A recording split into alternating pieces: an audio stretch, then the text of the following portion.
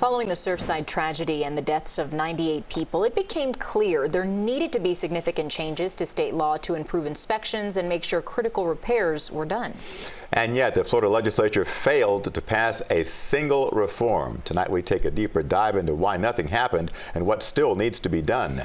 Our Jim DeFede has been investigating this from the beginning, and he joins us now. Jim, what happened, or better yet, what didn't happen? Well, this is one of the great tragedies of this past legislative session because, the fact that they weren't able to get anything done, haunts a lot of people across the state. So let's start with trying to understand and define the problem. There are currently 1.5 million condominium units in the state of Florida, housing about 3.5 million people. Now, of those 3.5 million people, where they live, 60% of those people, of those condo units, are in buildings more than 30 years old. So you can see you've got a lot of aging buildings. That brings us to the two bills that we were trying to pass. One in the House, sponsored by State Representative Danny Perez, the other in the Senate, sponsored by Senator Jennifer Bradley. Let's talk about those bills for a second. So the first bill, first of all, both bills cover buildings 3 stories or higher. The Senate bill covers apartment buildings, co-ops, and condominiums. The House bill covers only co-ops and condominiums. Now, inspections for buildings near the coast, along the coast, if you live within 3 miles of the coast, then the Senate bill would have required inspections after 20 years of construction and every 7 years after that, and the House bill would have been every 25 years after initial occupancy and every 10 years after that. Now, if buildings inland, in other words beyond the 3-mile limit, both bills call for inspections 30 years and then every 10 years. And here's why that's important, is because in Florida, while Miami-Dade and Broward require those types of certifications, those types of inspections, the other 65 counties don't. So as a result, this bill would have brought unity across the state of Florida. Not only that, the inspection reports, let's go to that slide. Both bills would require every condo owner or resident to receive a copy of the inspection with copies sent to building officials. In other words, it provided more transparency so that if there were problems in buildings, every resident of the building, including renters, would know about it, and county and city officials would know about it as well. So that brings us to the hard part. What do we do about it? And that's where we had two bills, as I said. We had a House bill, you had a Senate bill. And yet things broke down because of one word: reserves. So let's define what a reserve is. Reserves are the money collected and set aside in anticipation of making critical repairs to buildings. So that if you know that eventually you're going to have to replace the roof or do structural repairs into the basement of your building or the lower garage of the building, you start setting that money aside well in advance. You don't wait.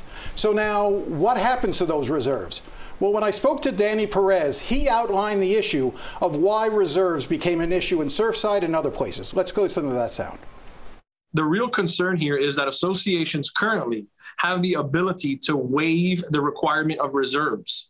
Because they don't want to increase association fees or because they don't want to have an assessment, they waive the ability to reserve the funds in order for future maintenance to take place, specifically towards structural integrity. We're talking about the walls of a building. We're talking about the roof. We're talking about foundation. We're talking about important parts of a condominium. It's being waived. So there is no fund there when it comes time for the repair. So everyone believed that this was an issue. This was an issue both the House and the Senate wanted to tackle.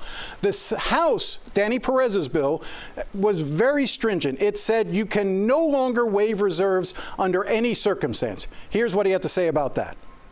You have one of two options. You have the first option, which is living in fear because the structural integrity of your building is not kept up to par by your association because they've been waiving reserves, or you have the ability to fund the reserves and the structural integrity of your condominium so you can sleep well at night when you put your head on your pillow, knowing that the structural integrity is there and the funds are there going into the future for the maintenance of the condominium. Those really were the only two options. And I stuck with the latter, which was the more aggressive type. And I don't regret that decision one bit, Jim.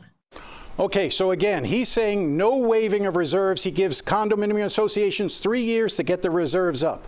The Senate took a different approach. The Senate said that while you can't do that all at once, that it's too quick, you have to ease into it, and you have to give condominium associations some wiggle room to be able to waive fees, waive those reserves a little bit at a time from time to time when necessary. Here is State Senator Jennifer Bradley explaining what her bill would have done.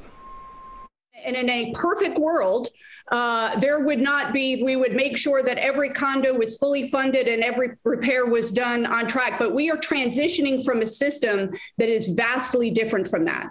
And if we are not careful in giving our associations a little bit of flexibility, what we are going to find, and what the stakeholders and have made just expressed genuine concern, is that we will have our senior citizens, those on fixed income, those on low income, that are unable, say, if they want to have the flexibility to say, you know what, we're not going to reserve for the parking lot, but we want to make sure we reserve for the roof. We allow a little bit of flexibility as we transition from our old model to make sure that there isn't just an undue burden and we don't look up in 3 years and folks are being displaced. They have massive special assessments. It's a balance that has to be made. Safety is non-negotiable. But in terms of funding the reserves and making sure that people are armed with the information, they have the reserve studies, they have the inspections, it's a process that will be a lot more meaningful at 2/3 and certainly exists now. And what she's referring to about the 2/3 is that she says that under her bill, if 2/3 of all condo owners vote to waive a portion of the reserves, they could do it. Right now, you could have a building of 100 people and 3 residents could vote on the board to waive reserves, and the other 97 residents in the building wouldn't even know about it.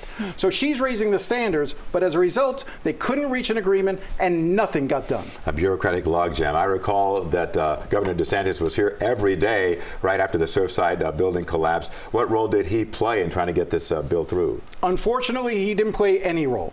I've talked to folks in the House, the Senate.